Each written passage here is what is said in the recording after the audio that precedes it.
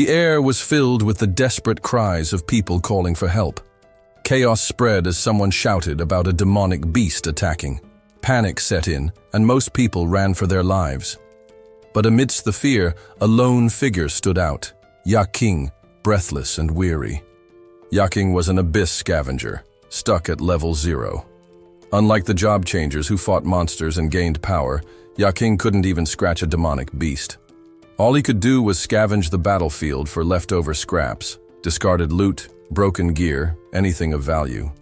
That was his survival. His system confirmed it. Yaking had failed to inflict any damage on the spirit wolf. As a level 0, society saw him as dead weight, useless, forgettable. Some even mocked him, calling him garbage.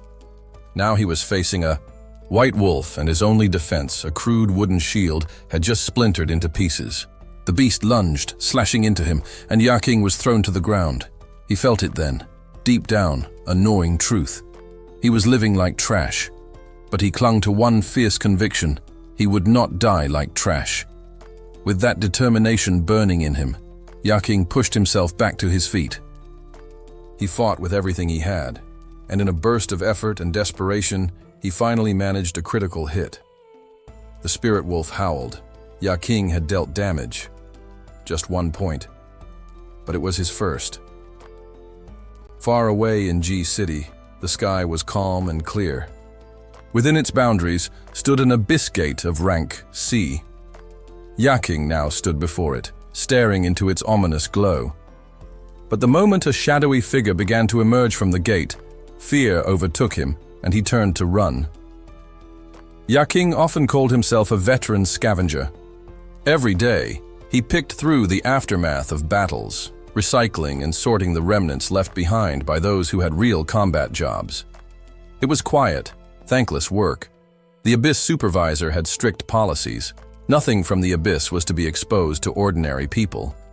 Still, as Yaking dug through a pile of discarded loot, he uncovered something rare. A rank C crystal, worth over $50,000 W. Just as he was inspecting it, a voice called out. A man approached, eyes narrowed with suspicion. He told Yaking they'd be taking inventory, counting the dungeon spoils one by one. The warning was clear. If Yaking tried to pocket anything, he'd not only face a hefty fine, but possibly jail time. Yaking replied calmly, assuring the man that he had nothing to hide. He'd been doing this job for years and knew the rules inside out. Scavenger work was reserved for those stuck at level 0, but if the frontline fighters failed to eliminate all the monsters, those like Yaking, cleaning up the rear, could be the next targets. In truth, his lowly job carried real danger. And yet, he carried on, because Yaking, no matter how low his level, still hadn't given up. The base pay for Abyss scavengers working in the dungeon was 300 wan. On top of that, they received a commission, 1/1000th of the value of the garbage they managed to collect. On average, that brought in about 600 yen. However, after deducting a 30% agent fee, the scavenger's final take-home amount came to roughly 540 yen. At this point, Yaking still had a staggering debt of 670,000 yen looming over him. Yaking, determined to claw his way out of debt, resolved to work even harder. One day someone approached him with what sounded like a promising offer, a job that came with a commission of 3,000 yen. The amount was enticing, and Yaking was immediately interested. The man, wearing a yellow shirt and hat, invited Yaking to join the group, knowing full well that Yaking often vented about his financial struggles. Yaking's eyes lit up with enthusiasm, and he eagerly agreed to come along. Before long, he and a group of other ravine scavengers boarded a bus headed for a new destination. While on the bus, the scavengers began chatting about Shenfang City's central market. It was said to be a near-perfect replica of the ravine they normally worked in, and had been widely reported on in the news. Officially classified as an A-rank zone, it was infamous for its danger. The steep entry fees made sense. Many scavenger teams had met their ends there. Not a single person was rumored to have returned alive from the replica Abyss. One scavenger speculated that the whole operation might be another subcontract gig, and another quickly agreed, suggesting it was highly likely. Aside from the usual task of collecting debris left by job changers, this mission had another objective: retrieving equipment lost by a previous team. Some workers openly expressed their frustration with the powerful capitalists behind the scenes, calling them ruthless and heartless. They also questioned who had authorized the commercial monitoring of the ravine's location. Yaking, meanwhile, sat silently, listening intently to their conversation. Roughly 10 years ago, an abyssal gate had mysteriously opened, emerging from nothingness. From it came horrifying creatures that terrified the world. Humanity, unprepared, could do little but panic. Only the job changers, individuals with unique powers, could stand against the abyss monsters.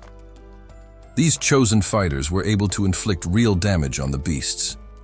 After each monster's defeat, valuable items like magical crystals, strange weapons, and mysterious artifacts were often found. Since then, interest in the abyss had exploded. For many, it was as if humanity had stumbled upon a second new world, a realm filled with danger, yes, but also limitless potential. Many traditional companies eventually crumbled under harsh economic conditions. In response, a new sector emerged, built on public funds. This was the birth of the abyss industry. As soon as this new industry was formed, Yaking saw it as a lifeline. Determined not to miss his chance, he applied to several abyss industry branches. But to his dismay, every single one turned him away. Their reason was blunt. They had no use for someone classified at 0 level. Desperate to cover his sister's mounting hospital bills, Yaking scrambled for options. The hospital staff, once cordial, became cold and indifferent. They reminded him that this was no charity and threatened to discharge his sister if he couldn't pay up. On top of that, Yaking was 2 months behind on rent. The landlord pounded on his door constantly, demanding immediate payment. With pressure closing in from every side, Yaking made repeated attempts to join the ranks of the ravine scavengers. But rejection followed him everywhere. They mocked him, called him worthless, and refused to give him a chance. The job market was brutal for someone with a 0 rating. It became painfully clear to Yaking society had no place for him. He began to believe he was nothing more than discarded waste. Just as he was nearing rock bottom, a mysterious man appeared out of nowhere. The stranger offered help, but with a catch. He asked Yaking if he was in need of money, then offered him a strange object. In return, he demanded Yaking's most valuable possession, his organs. Yaking, recalling this moment, could only sigh deeply. Nearby, one of the ravine scavenger workers began talking openly about Yaking's personal life, as if he weren't even there. He mentioned that Yaking had borrowed $1 million from a loan shark named Loan Shark and lost it all in the stock market. If Yaking couldn't pay the debt, they said, he'd have no choice but to sell a kidney. The scavenger kept going, casually, bringing up how Yaking had a younger brother who relied entirely on him. They painted a bleak picture of his life, crushing hospital costs, debt, hopelessness.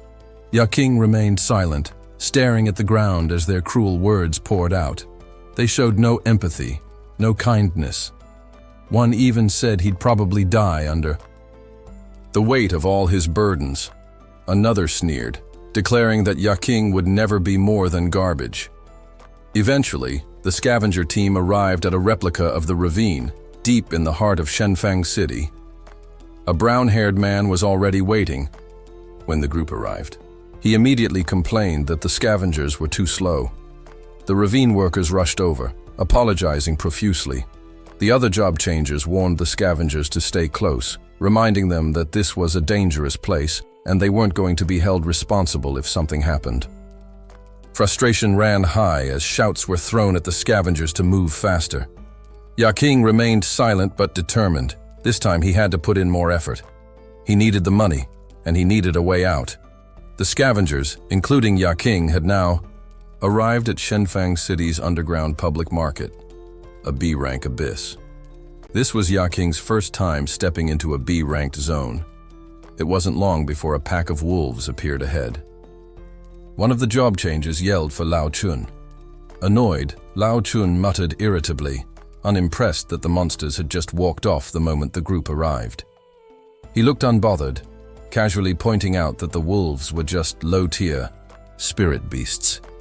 Without hesitation, Lao Chun launched forward, his power exploding in a fiery burst that scattered the wolf pack. The wolves yelped and retreated in panic. One of the job changers quickly reminded the team to stay alert. Danger could be lurking in any shadow. A bespectacled man inquired about their current objective. Someone mentioned they were heading to the 5th floor. A robed job changer chimed in, noting that the entire structure had changed. According to him, the 1st floor of the market had grown to 5 times its original size, and the ceilings were now over 3 times higher. The man with glasses nodded and explained that this phenomenon was known as abyssalization, a distortion mimicking real-world places. However, something bothered him. There were no signs of the last group sent in. No bodies, no remnants. The man with glasses ordered the ravine scavengers to search for corpses. Meanwhile, Lao Chun scoffed, muttering that people at level 0 were nothing but garbage. At that moment, Yaking stumbled, startled by something he saw, and accidentally bumped into Lao Chun, who was tying his shoes. Furious, Lao Chun glared at Yaking. Though the scavenger quickly apologized, it wasn't enough.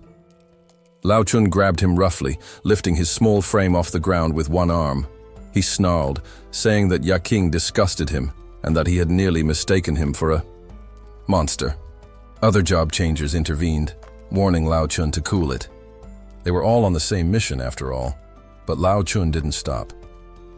Yaking struggled to breathe as the man's grip tightened around his neck.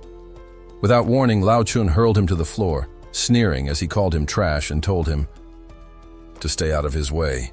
Yaking was humiliated. He wanted to fight back, but all he could do was mumble under his breath. Lao Chun was an arrogant bastard who looked down on everyone. His tirade continued. He ranted about how the ravine scavengers weren't a real team, how they didn't belong. Yaking sat in silence, head lowered, absorbing every insult. To the others, Yaking was a burden, worthless and disposable. That's what being level 0 meant. But none of them knew the truth about ravine scavengers. They had an experience rating of 99 out of 100. And now, quietly and without fanfare, Yaking had just reached level 1. While the ravine scavengers were assisting the job changers in clearing out the remains of defeated monsters, a horrifying demonic beast suddenly appeared before them. Its grotesque form sent a wave of panic through the group, and everyone scattered in fear. Yaking, however, stood his ground, intrigued. He wondered if this monster had somehow slipped through the front lines. The creature was a spirit wolf, bloodied, wounded, and barely clinging to life. Yaking's only means of defense were a crude wooden shield and a basic level 1 staff. To anyone else, the injured beast was still a deadly threat. But to Yaking, it was an opportunity. Without warning, the wolf lunged. Yaking managed to dodge its feral attack, barely avoiding its snapping jaws. He braced himself and struck back, hoping to land a decisive blow, but his attack bounced harmlessly off the beast's hide. From a safe distance, the ravine scavengers jeered at him, calling him a fool. "Only job changers can harm demonic beasts, you idiot," someone shouted. Yaking heard them, but he wasn't surprised. Of course he knew that. His status panel displayed pitiful numbers, 1 point each in strength, agility, intelligence, willpower, constitution, and luck. He wasn't strong enough to defeat even the weakest of monsters. No one understood that better than he did. But he wasn't going to give up. Not here. Not like this. Somewhere else, Lao Chun was chuckling quietly. "Those level 0 wannabes get paralyzed with fear the moment they see a dying monster," he said with amusement. A few job changers nearby nodded in agreement. "We could make a fortune with just a few kills," one of them said. But another chimed in, more cynical. "If the abyss scavengers ever ran into a real demonic beast, they'd be wiped out. They're completely useless." They laughed and talked about dividing spoils. Anything valuable would go to them, and the scraps could be tossed to the scavengers. Just then, a cloaked job changer pointed toward a distant shape slinking away. "There's something else out there," he warned. Before they could investigate, they heard the panicked cries of the ravine scavengers. A demonic beast had reappeared. This time, however, the job changers spotted a shimmering purple glow near the creature, an extremely rare and precious item. Lachlan narrowed his eyes. "Back off," he said. "That one's already been claimed." He reminded everyone that the item had been pre-requested. No one was to interfere.